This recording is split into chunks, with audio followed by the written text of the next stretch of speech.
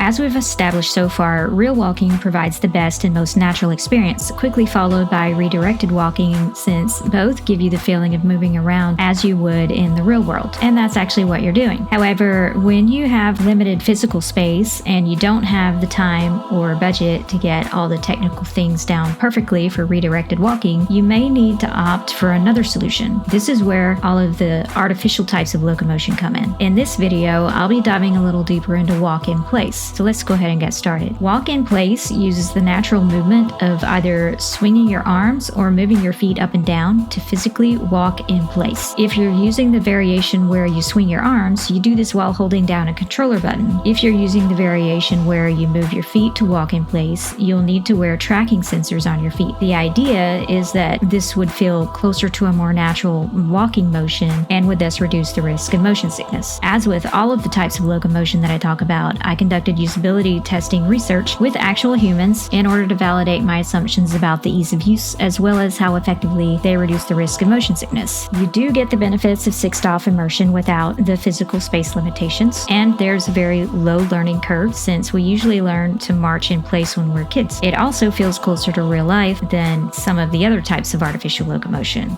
If you would like to continue getting free content like this, be sure to like this video, share it with your friends, and subscribe to the YouTube channel.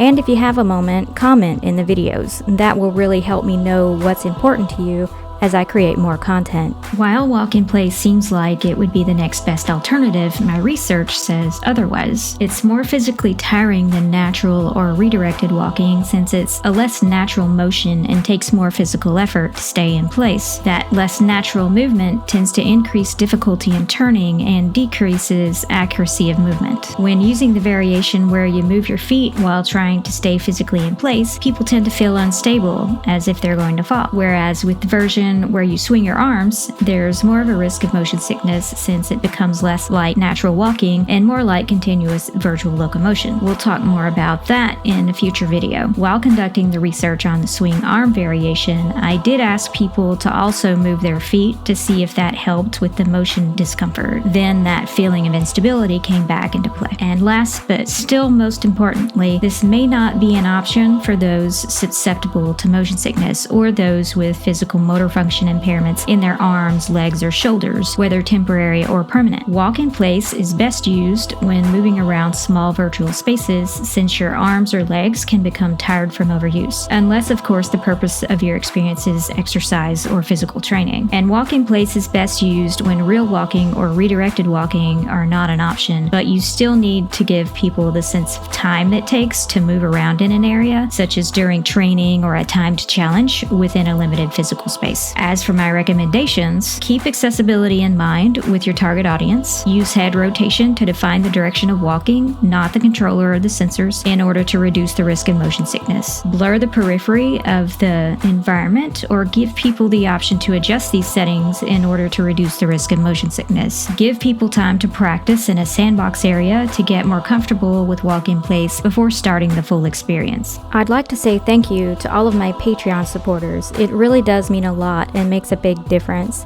Creating this content takes a lot of time, money, and effort, so your support helps me to continue creating educational content like this. Becoming a patron also gives you access to our private Discord server, gives you early access to these videos, and gives you access to exclusive content not available anywhere else. If you'd like to become a patron, check out the link tree in the show notes. Tranquility Base here. The Eagle has landed.